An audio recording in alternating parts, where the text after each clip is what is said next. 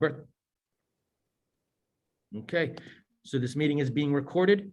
Ladies and gentlemen in the audience, please keep your microphones muted until you have the opportunity to speak. Today we are introducing Alberto Saldamando. Alberto is a legal activist for the Indigenous Environmental Network. One second here. Stop the share.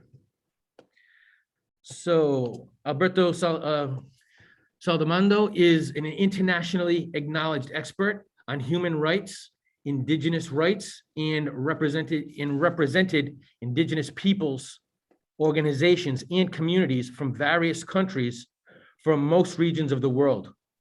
Before the United Nations Human Rights Mechanisms, as well as the International Labor Organization, the Inter-American Commission on Human Rights, and the Organization for Economic Cooperation and Development.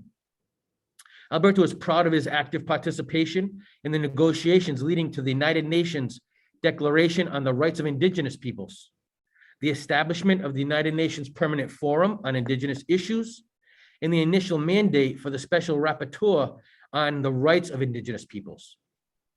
Alberto was accredited as an expert by the United Nations Food and Agricultural Organization and to the World Conference on Indigenous Peoples in 2014.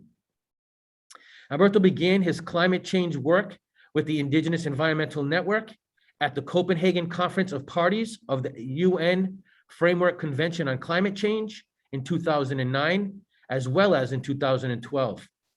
He accepted in 2012, he accepted the position as counsel to the IEN on climate change and indigenous and human rights. In his role, he serves as the IEN's head of delegation to the UNFCCC, which is the Conference of Parties in related fora. He is a member of the California Bar Association and a retired member of the Arizona Bar Association. He's on the board of Rainforest Action Network and is bilingual in English and Spanish. Ladies and gentlemen, please welcome Alberto Saldamando to the green room today. Hello, Alberto. Hello. Great to have you here today. Thank you so much for being with us. Before we get started with the questions, I just want to give the audience a little bit of information about the Indigenous Environmental Network. The organization that Alberto works for was established in 1990 within the United States. IEN was formed by grassroots indigenous peoples and individuals to address environmental and economic justice issues. IEN's activities include building the capacity of indigenous communities and tribal governments to develop mechanisms to protect our sacred sites, land, water, air, natural resources, and the health of both our peoples and all living things, and to build economic, sustainable communities. So this is some really important work you're involved with there, Alberto. We're really pleased to have you with us today on the Green Room. Thank you very much. Well, you're welcome. Alberto, my first question to get us started today, I think it's really fascinating that you were working at the United Nations, working on the Declaration of Rights of Indigenous Peoples. I'm kind of curious if you can enlighten our audience a little bit about what that work includes and what are some of the impacts of having this sort of recognition with the United Nations. Well, as you know, there's political processes within the UN. You follow certain rules to achieve a consensus result. That's the way it normally works. I think what was critical about the Declaration on the Rights of Indigenous Peoples was that we departed from those rules. Initially, when the negotiations started with the Commission on Human Rights, the then Commission on Human Rights, we were allowed to speak only at the end and only for 2 minutes. And then a couple of years, we did that for a couple of years, and then people decided they didn't want to do that. So we walked out. Okay. And if they were going to do something about our rights, they were going to have to do it without us. And so the chairman of the working group, Mr. Urrutia from I think he's from Argentina, Okay. changed the rules, and he established a working group. And under the rules, it was interesting. We had some certain debates about it. There are certain rules that allow for the rules do not allow for participation by non-governmental parties, by parties. Okay, It only allows participation in working groups by parties, but it doesn't say you can't. And that was our, our really significant contribution to the UN politic, because now we're using that same procedure, a working group for the local communities and indigenous peoples platform within the FCC, UNFCCC. It was also used by human rights defenders. They okay. negotiated through a working group their declaration on the rights of human rights defenders. So it really was a change. I mean, we really did affect the process, and not because the rules say you can't. I mean, I thought that was really good. I'm very proud. I'm very proud of that. So we worked on it from 1994 to 2007, when it was adopted by the then commission. It took a year to convince the General Assembly. There was a process of, and that same year, the commission became the Human Rights Council. Okay. And they gave it authority to report directly to the General Assembly. But the declaration was adopted when there was still the Human Rights Commission. So there was a lot of confusion. It took a year, but we finally had it adopted by the General Assembly, again breaking the rules. It was not by consensus. It was by 4 states voted against it: the United States, Canada, New Zealand, and Australia. Interesting. Yes, it was. It was. Countries with some very, very vocal indigenous groups. Yes, For yes. sure. Well, we obviously maintained our vocality, Yep. vocalousness. But the position was really that, with regard to the right of free, prior, and informed consent, the state had a duty to consult, but they could go ahead and do what they wanted to anyway, without requiring consent by indigenous peoples. Okay. Lately, both the United States, all of them have kind of withdrawn their negative vote. So now, and abstained. So now it's really a majority. It is a consensus document. Nice. But again, the process was interesting. It was very political, and it was interesting that we got in because the rules don't say you can't. You know, I thought that was very cute. I thought that was Right. nice. Yeah, that's a very innovative way of looking at the rules, and then Yeah. utilizing them for your benefit. Fantastic. Yeah. Yeah. Nice. So what are some of the outcomes of having this? So again, the UN, there are several declarations covering all sorts of topics and issues. What is the significance of this Declaration of the Rights of Indigenous Peoples? What does it actually signify in the real world? In the real world, in the rules world, in the UN rules world, it is merely an aspirational document. Okay. It has no legal effect, but it has a moral effect. Yes. But in reality, it's become a significant mandatory document. I think that's because of our work in other fora with regard to the Convention on Biological Diversity, with regard to the UNFCCC, Yep. with regard to other international instruments. It is the standard with regard to the relationships with indigenous peoples. Okay. So it's become really more. Do you have and- anything for leftovers today? Please, Josephine Singh, could you please mute yourself? Let's see, where was I? It is now an accepted Okay, standard. thank you very much. Josephine Okay. Singh, please mute yourself. I don't have access. I don't have control of the microphones. I apologize, Alberto. No, that's fine. Things happen. But anyway, it is a mandatory document, and the states have been using it as the standard with regard to relationships with indigenous peoples. And that includes the right of free, prior, and informed consent in many respects. There are some weasel words that somehow don't reach the target that we would like, but mostly it is an operative legal standard. Excellent. Okay, good to know. And I asked that question because I think it's useful for some in our audience to understand what is the significance of these declarations. Because again, once the United Nations approves a declaration like this, it does become part of a part of international law, right? So it becomes a document that can be referenced, and it becomes a reference and a guide to help build the norms of discussion around these issues. Yes, Uh, very much Please so. mute others. Again, I apologize for the little bit of interference. So Alberto, I have a second question for you. I'm curious, could you please describe for us the work that you do with the Indigenous Environmental Network? How do you protect the environment and Indigenous communities through that organization? Well, I'm really counsel, and I do kind of like policy work. I represent the IEN at the UNFCCC. Yes. It's mostly administrative, making sure people have credentials, and telling, this year especially, it was really about the COVID rules, keeping people informed as to what we needed to do in order to maintain our presence and how to get back. And that turned out to be an issue as well, how to get home.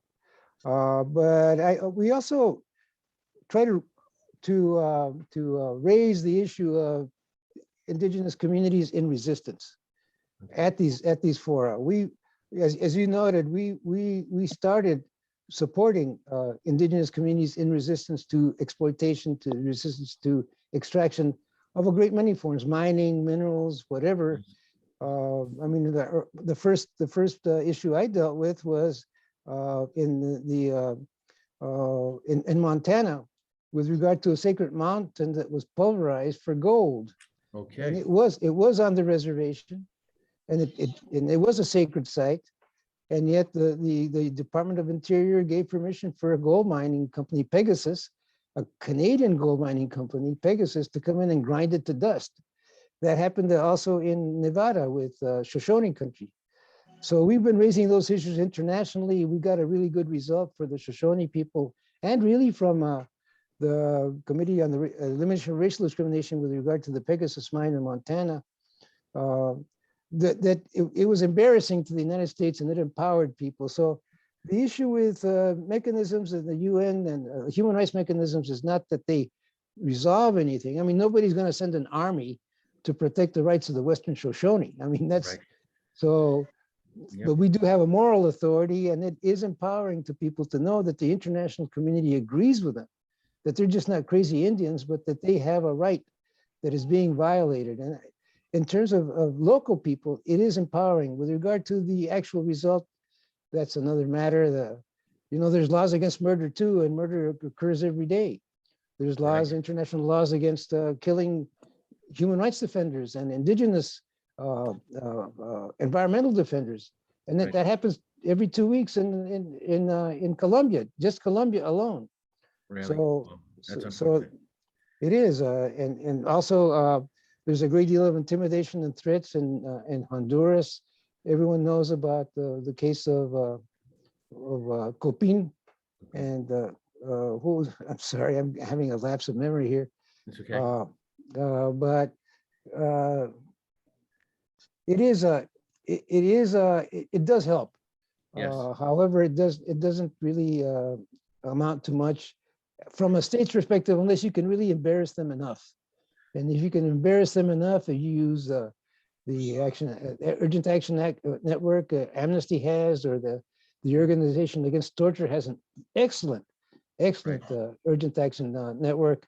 I did a thing with the Organization Against Torture for Juan Dion, who was an activist in Guatemala, and the government called him and asked him to please stop. Mhm. Okay. They were getting too many letters. That's positive. That's positive. Yeah, Yes. so there are ways of dealing with those issues. Sometimes they work, and sometimes they don't, and we're very fortunate that they do work sometimes.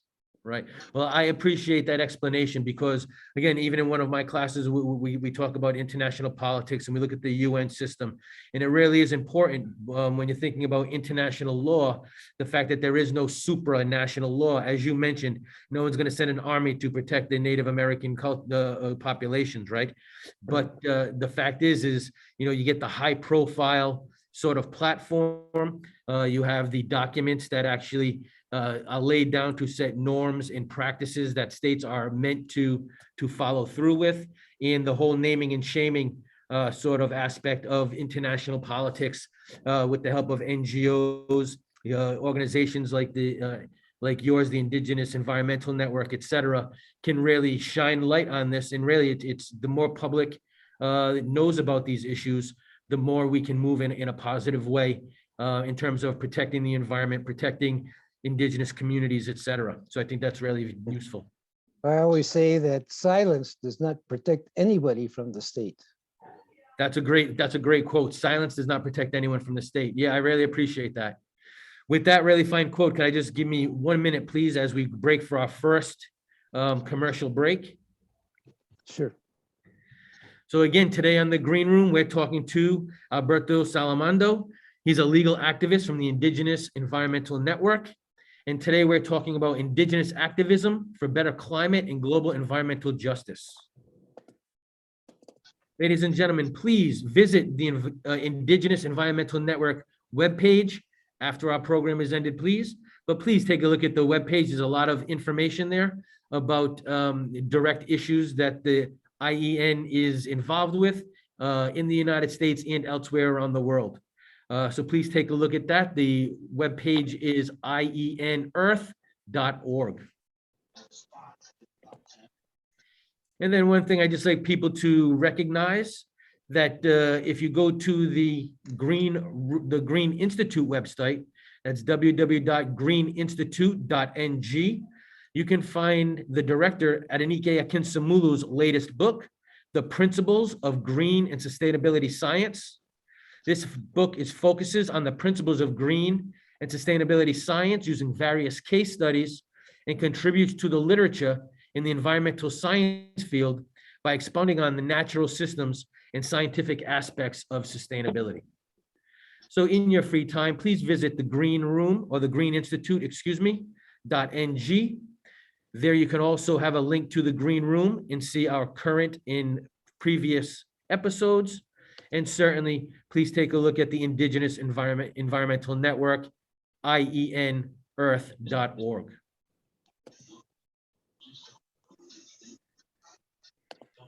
Okay, so Alberto, I have a second or a third. I'm on my third question for you, please. How is IEN uniquely positioned to address climate change crisis, or at least to bring awareness to the climate change crisis? Well, I think we covered that a little bit by supporting frontline communities and supporting their struggles. Many indigenous peoples that are in resistance to this exploitation aren't aware that they're contributing to the struggle against global warming. What is it? Oil Change International, which is another website your people might be interested in visiting, did a data study. They did a study on the amount of greenhouse gases saved by indigenous resistance to pipelines and other forms of fossil fuels. Okay. Let me see where oh man, I think I had it, but I lost it. That's quite all right. Oh, here it is. It's Indigenous Resistance Against Climate Change. And they did a study, and they found. Let me get down to their findings. So that's Oil Change International. Yes. So they added up the total of the metric tons of carbon equivalent to CO2 emissions that had been stopped or delayed in the past decade due to the brave actions of indigenous land defenders. Adding up the total indigenous resistance has stopped or delayed greenhouse gas pollution equivalent to at least 1/4 of annual US and Canadian emissions. Wow. So it is, it's an interesting study, and people check out Oil Change International. But that really is part of our work. And so what we try to do is try to inform people that they're not alone, that they're part of an international struggle. And so it's more like act locally, but think globally. And there is an international movement of people in resistance to exploitation, to extraction. India, for example, has several, that I'm in touch with, several large NGOs that really are a struggle against coal mining, for example. India has these coal mines, Sure. and communities are complaining about the coal mining is affecting their means of subsistence. It's affecting their right to food. It's affecting their food sovereignty. It drives away the animals. It kills the fish, Right. and that's happening throughout Africa. Yes. Africa has a real problem with coal mining, financed by China.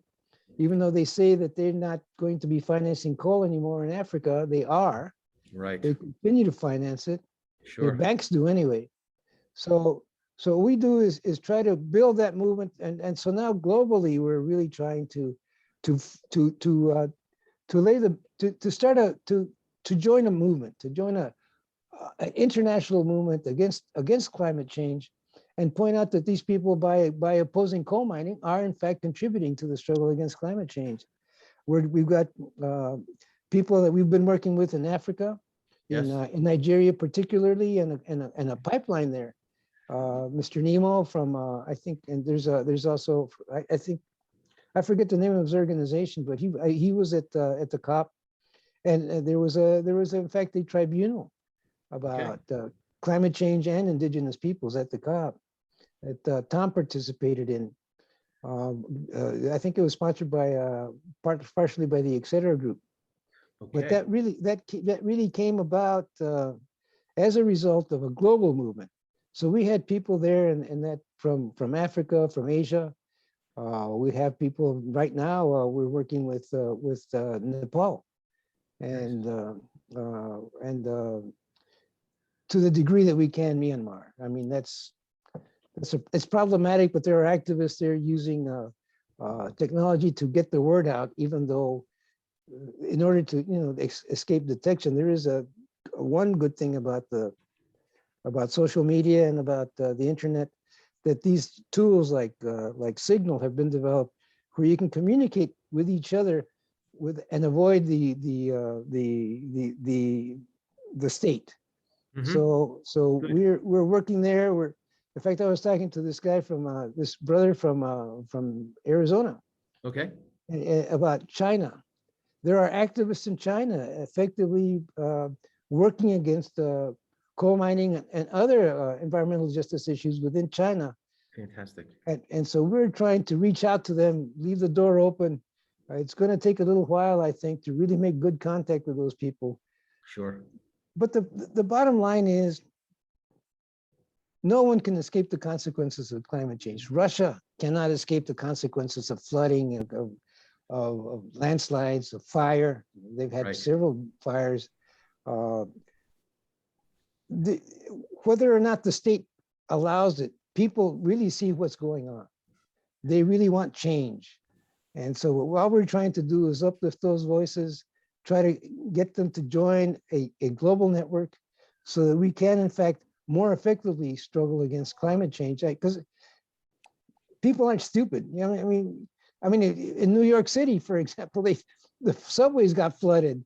It took $5 billion to fix it. Well, Right.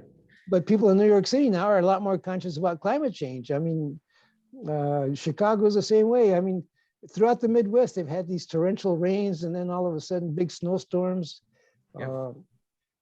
It's in the West, obviously in California, we had these tremendous forest fires that really have destroyed a great deal.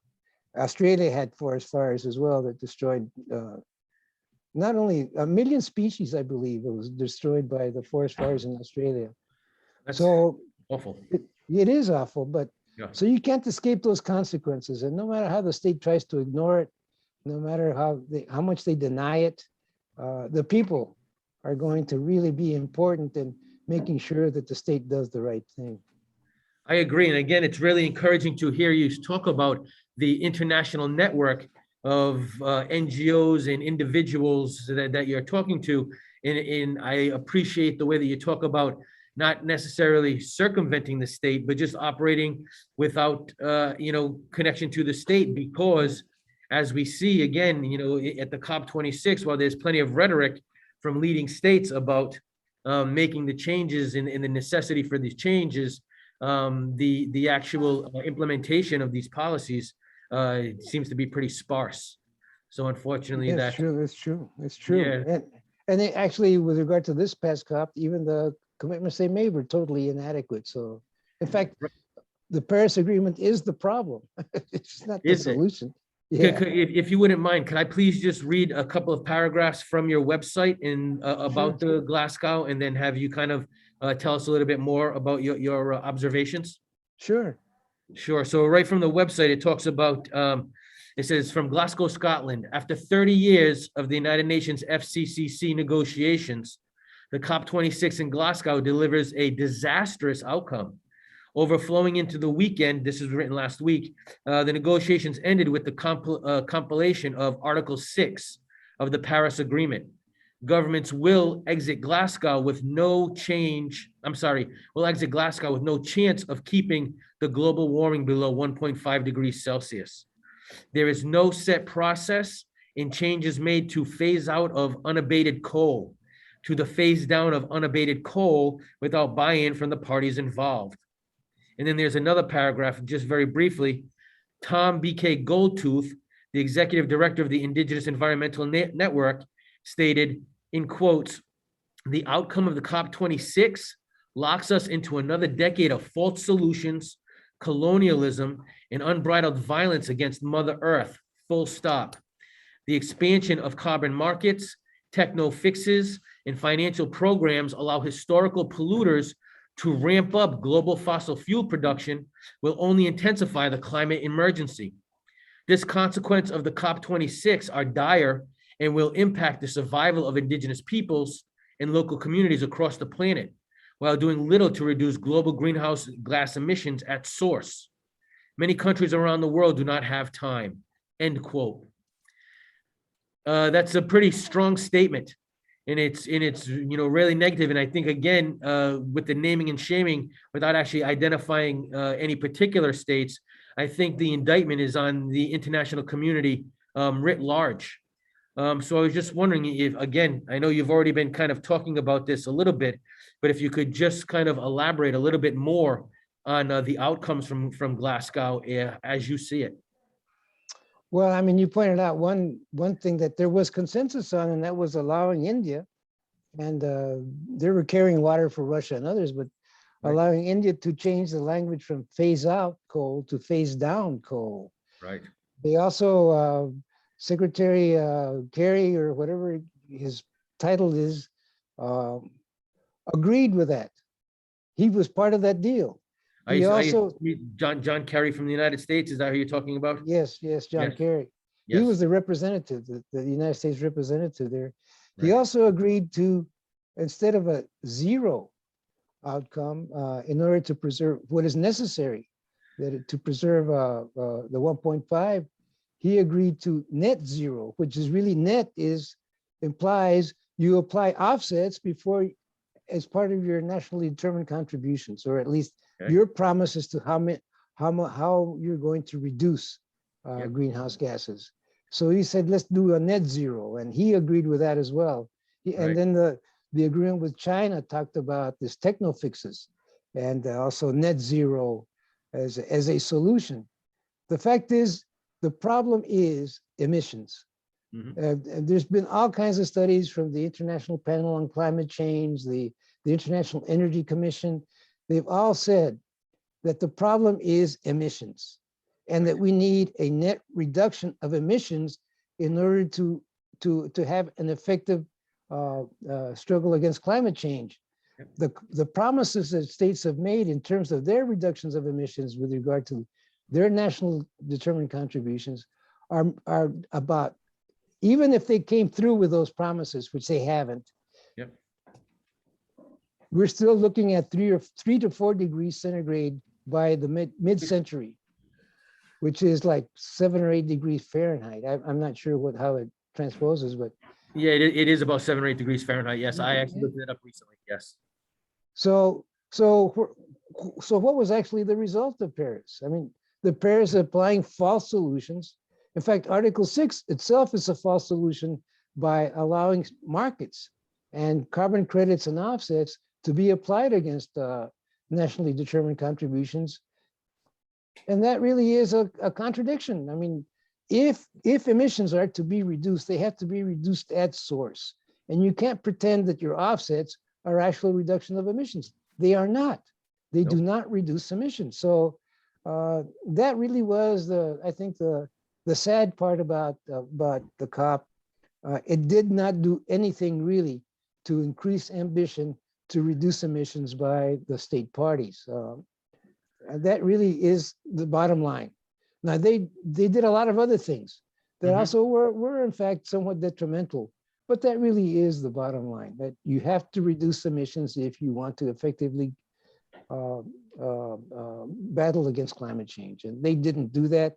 They took steps that really actually increase emissions by allowing business as usual with the use of offsets. There's one thing that really was very surprising to me. In Article 6.4, the Article 6 is the markets, not market and non-market solutions. In Article 6.4, under the Kyoto Protocol, there was a clean development mechanism established that where a state or a business people, anybody could buy credits. Let's say you could invest X amount of dollars in some so-called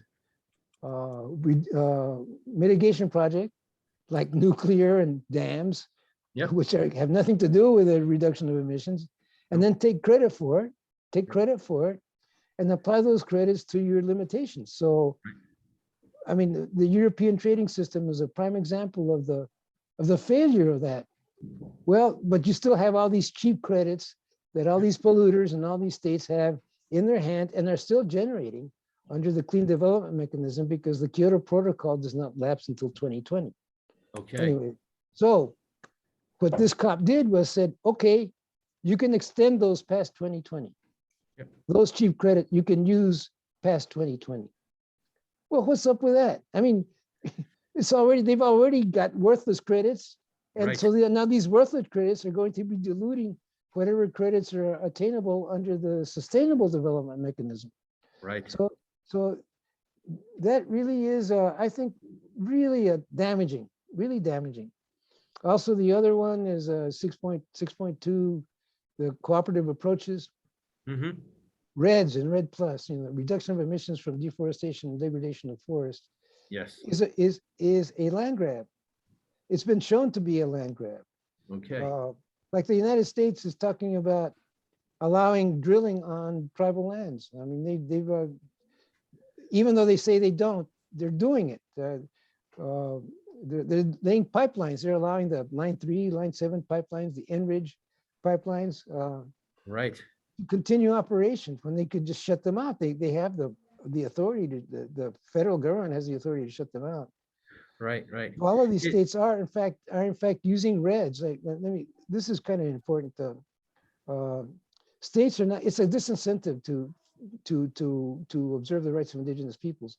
States are now declaring conservation areas and state parks. So they keep title to the land. It's their land. It's not indigenous people's land. Indigenous land, right. So then they talk about co-managing, but what? With co-managing with a state entity that can do whatever they want.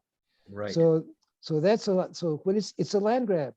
If in fact, if they respected the rights of indigenous peoples, they would recognize what the IPCC land report said, that secure land tenure for indigenous peoples was a way to combat climate change. And that is, let them, as you noted earlier, maintain the role as stewards of the land and not just as cohabitors. So that's part of the really damaging things that came out of this COP. Really interesting. Really appreciate your insight on that.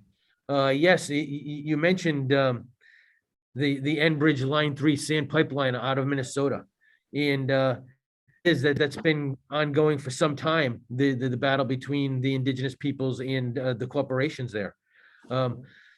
Is it just the basic idea that the state just sides with corporations because that's kind of the ideology of the United States, that we have to privilege the economy over the land, or is there some other angle there?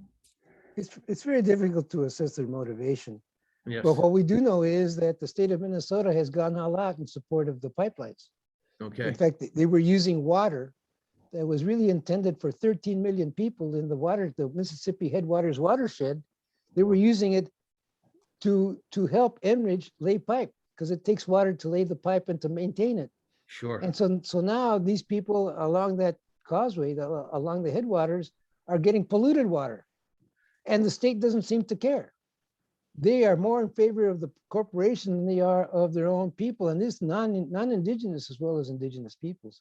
Right, So it certainly. really is a total lack of responsibility. It's a total lack of their duty, really, as a state, to protect their people from this kind of pollution. Certainly. Well, thank you very much for those insights, Alberto. One moment, I'm going to take another quick commercial break, and then when we come back, we're going to start to take questions from our audience. So those of you out there who have something to add, please put your questions either in our chat or raise your hand, and we'll do our best to call on you. Again, I'd also like to request that people in the audience, please keep your microphones muted unless you are asking a question. Thanks very much, Alberto. I'll be right with you after a commercial break.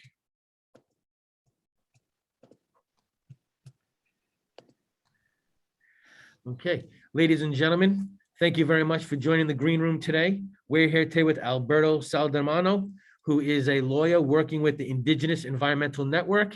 Please visit their webpage at ienearth.org. I'd also like to let you know that at the Green Institute, greeninstitute.ng, you can take interesting courses that help to promote environmental sustainability and stewardship, human stewardship of the environment. So please take a look at our courses. They are presented by renowned sustainability leaders, and they are very inexpensive, yet very educational. Please take a look. Additionally, please follow the Green Room at the Green HQ on our social media platforms, on Instagram, on Facebook, and our website is www.greeninstitute.ng. And today, again, we are in the Green Room talking about environmental justice, Indigenous activism for better climate, and global environmental justice with Alberto Saldamando, the legal activist from the Indigenous Environmental Network. And now we'd like to take a few questions from our audience. Do we have anyone with their hands up? Any questions? Sometimes it takes a moment for the audience to get warmed up. We've got a pretty sizable audience here today, so I'm expecting to get a question or two. If not, then you and I will just continue with our conversation. Fine. Any thoughts out there as I scroll through looking for questions? Any questions in the immediate audience here in the classroom? Not quite yet. Okay, very good. All right, so as people are thinking, just give me a second here. I'm going to pull up one more question for you. So I'm thinking about, I was taking a look at the website and I noticed that you have a program called It Takes Roots. I was wondering if you could explain to us what the It Takes Roots delegation is about and its role in attending the UNFCCC COP26. And again, I believe that you probably started to tell us a little bit about this without actually identifying It Takes Roots. So if you wouldn't mind just giving us some background information on that, please. Well, It Takes Roots is an alliance of alliances. It Takes Roots is composed of It Takes Roots, which is an alliance of gay and transgender people that are working on climate justice. There's a Climate Justice Alliance that is another organization or an alliance that has membership that practices, that is promoting climate justice with the same manner that we are in terms of supporting grassroots communities. And the fourth is IEN, of course, and the fourth is Rights to the City, which is primarily a Black organization in support of worker rights. And they're very much interested in just transition and the rights of workers as we transition from a petroleum or a fossil fuel economy to a non-fossil fuel economy. So it's mostly alliances that work at the grassroots level to Okay. support their communities, to promote their sustainability, and to look for a just transition away from fossil fuels and into non-fossil fuel economies. Okay, oh, fantastic. Well, that's good to know. And it's really good to know that the Indigenous Environmental Network has such long tentacles, a lot of different connections. As you were saying, not only do they operate, those organizations operate here in the US, or are they international organizations as well?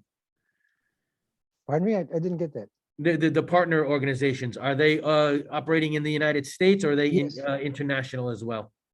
They're US. US They're all based? US based, yeah. Okay, fantastic. Good. So as I just take a look here to see if there are any questions. Yes, I do. We have a question from Judy Vargatoth. And she's asking, she says, how do settler Canadians engage respectfully with Indigenous stakeholders? And then she says, for example, in a pan-Canadian initiative, the focus on sustainability and is committed to bringing in Indigenous expertise and perspectives meaningfully. So I think what she's asking is, how do settler Canadians engage respectfully with Indigenous stakeholders, and how might Indigenous stakeholders better inform people in the community? Well, I don't want to be rude. Mhm. Indigenous peoples are not stakeholders, they're rights holders. Rights holders. They have rights, Yeah. and a respectful relationship with Indigenous peoples is a recognition that they have rights primarily to their land. Yes. And that brings in the land is connected to everything, connected to language, culture, worldviews, it's sustainability, and so that a respectful relationship would be a recognition of that. I'm not sure what the Pan-Canadian Initiative is, but if it's intended to focus on, is committed to bringing in Indigenous expertise and perspectives, it should have done that already. And perhaps it should focus on doing that with regard to keeping in mind the rights of Indigenous peoples. Right. So that, I mean, that would be my quick response to that. Okay, great. Let me see. So what are some of the greatest challenges that IEN is facing, in the post COP26 era? Even though the era has just begun just a few days ago. I mean, what's on the agenda for IEN going forward? Well, we talked about the movement. We talked about the world, the movement that we really started in 1992. Right. Or 1990, supporting and raising the voices of Indigenous peoples and others really now in resistance to a carbon economy, to carbon colonialism, and promoting their sustainability. We're just continuing to do that. We also have other programs that you may be aware of in visiting the website. We have a Keep It in the Ground campaign. Okay. That focuses on really actions against banks. Okay. See, we know that the oil companies are not going to give it up. They're just not gonna. I mean, they're gonna they're gonna exploit oil to the end of time until it's all gone, and then they might give it up after it's all gone. Right. But then the rest of the world is all gone too. Right. What we're doing is focusing on their enablers. Mm-hmm. We're focusing on the banks that finance them, and we have these divestment campaigns like Keep It in the Ground, that calls for people. I think in demonstrations we have newspaper. In fact, newspapers are writing about it now.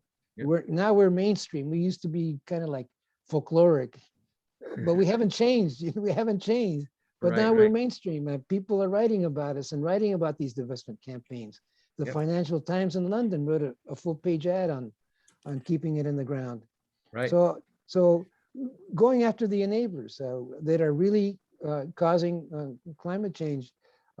We have a divestment campaign in Enbridge that really worked. Okay. I think the Canadian government had to buy the pipeline. Oh, is that because, right? Yeah, I don't think the Enbridge owns that pipeline any longer. Oh, that's good news. Well, somebody owns it, and the Royal Bank of Canada now owns it. So now we turn our attention to the Royal Bank of Canada. We do. I'm also on the Rainforest Action Network Board of Directors, and I also write for them.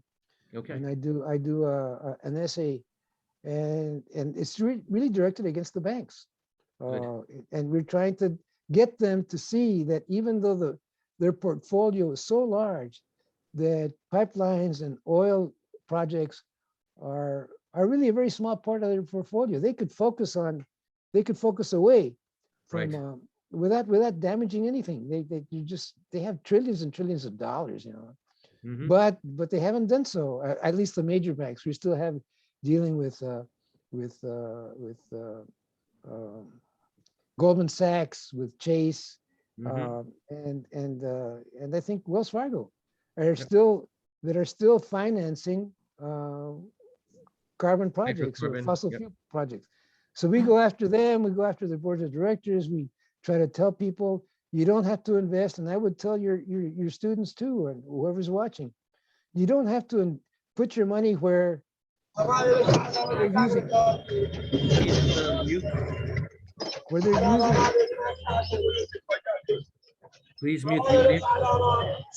I apologize again, Alberto. Please mute your computer. Miss Ruth. Ruth Hofelmuth. Ruth, please. Can we have somebody from the green room, please mute? Thank you. So you don't have to really invest your money to work against you. There you go. So you can just divest, and we're asking not only individuals to put their money in a credit union that Right, invest in the community, that right. invest in sustainability of the community, and not that invest in carbon economies. And that's been relatively successful. We also are talking to retirement funds. And in fact, in San Francisco, we're talking to the city to divest from their carbon investments, and they're doing so gradually over time, which is really not what we had in mind, but it's better than nothing. Mhm. But that's what we're doing. We're going after the Frito-Lay and those companies that are snacks companies that are heavily invested in palm oil and in soya, and asking them to find alternatives, healthy alternatives that do not require massive plantations and the poisoning of with chemical intensive agriculture that they normally now use to produce their potato chips and whatever else they're doing. And I think McDonald's has already started some form of that. Good news. And we're also really focusing now on the Amazon and the deforestation. And Right. there are lumber companies, essentially what we do at RAND is tell us who your oppressor is and we'll tell you who's financing them. And Okay. so Right. that's what we do. Who But your we also, oppressor is? Okay, I like that. okay, Yeah. okay. But that's what we do. And it really is again, it's embarrassment. It's shaming, but it's a good way to shame but really tell your friends, don't invest in your money in something that's working against your interest. Find a credit union or other form of banking that that does not in fact invest in climate change. But that's it. Yep. I appreciate that. That's really a good way of going. Finishing up this conversation as we're rounding off with our last 10 minutes. Yeah, I like that statement. Tell us who is oppressing you and we'll go talk with them and try and, change the investment portfolio. Right. Yeah, that makes a lot of sense. Again, in academia, that's been a discussion for quite a while with Mhm. student activists at several different universities trying to get their endowments to divest from hydrocarbon and fossil fuel programs in investments as well. So yeah, I think that's really important, especially in the wake of COP26 ending last week, and then just this week, the United States opening up, I think it is 80 million acres of land to new drilling Yeah. leases. So again, a couple of my students brought that up today in an earlier discussion and talking about their disappointment in the administration for allowing that to happen. But as we see, the administration attempted to block those concessions to be opened, yet because they were already in the pipeline, the courts, the courts decided against the administration, and now those leases are available for oil and natural gas companies to exploit, which is unfortunate. But one of the things I was thinking about, and what I wonder about, is, it's going to take time, even if they are, and I'm curious what you think about this. It's going to take a little bit of time for any of those new leases to actually ramp up, a matter of a few years, in order to build the equipment, the oil dikes, et cetera. Could it be that there is enough? Do you see enough momentum with the transition to green and renewable technologies to eventually kind of cut those new oil, at least, off at the pass? Do you think that there's enough momentum for the green economy as opposed to the hydrocarbon economy right now? Or is it still kind of a neck and neck sort of race? No, well, that's the hope. That's the hope. I think if the Biden administration is true to its word and cuts off subsidies, they're just giving away these leases, and then Right. If they just stop subsidizing petroleum and oil and fossil fuels, and really, I think the market is headed toward a it's a loser. Oil is a loser. Yeah. Fossil fuels are a loser in the long run. The disinvestment in oil is barely begun. So the hope is, and as you're right, it doesn't necessarily have to work out, but the hope is that the market itself will make that correction. Sure. And you'd be a damn fool to invest in fossil fuels at this point in time. It's not in the future. It's just not part of the future. No, it just can't be. We just don't have the room for it. Yeah. No, we don't. And in closing, Alberto, would you just tell our audience a little bit, how might people from the audience who might be interested in contributing and assisting IEN's mission, how might somebody get involved? Well, I think find out who there's groups all over the country, Mhm. in large cities and small, that are taking actions against the banks that are financing. Join a group, go out there and use your voice, divest, but really it's the voice. Join groups, make the movement larger, make the movement more vocal. I think that the bigger the movement we have in terms of objecting to a fossil fuel economy, the better off we all are. There may be a labor union that, I think the nurses have been very vocal in terms of support for no fossil fuels. There Okay. are green, what is it called? The Green Global Fund? Okay. Anyway, there's federal legislation pending too with Yep. regard to climate change. The And Green they're- New Deal. The Green New Deal, that's it, the Green New Yes. Deal. Yep. So if you have an interest in that kind of politic, contact your representative, find out where he or she is at. And if they're on the right track, then join up with them but really raise your voice and join your voice to other voices. And that'll help us all. We really appreciate it, Albert. Thank you very much. Ladies and gentlemen, I want to thank you for joining us today on the Green Room. I want to also thank, with a very big round of applause, if you don't mind clapping, virtually, for Alberto Saldamando, who is an activist, legal activist for the Indigenous Environmental Network. In our discussion today was titled Indigenous Activism for Better Climate and Global Environmental Justice. Thank you very much for joining us today. Albert, we're really pleased to have you today. Thank you so much for your time. Best of luck with your work, and we hope to have you again on the Green Room in the future. Thank you very much. It was a pleasure, really. Thank you. Fantastic. Best wishes to you and everyone with your work. Thanks so much, and goodbye. Goodbye. Goodbye. Ladies and gentlemen, please keep your eye on the Green Institute website. That's www.greeninstitute.ng for future Green Room events and episodes. Also, take a look at the recent videos from the World Environment Day Conference and the World Sustainability Conference that was just broadcast a couple of weeks ago. Can also be found on our website. Thank you very much for joining us today. Please, again, thank you very much, Alberto Saldamando, and we hope to see you again in the future. Best wishes. Thank you. Thank you.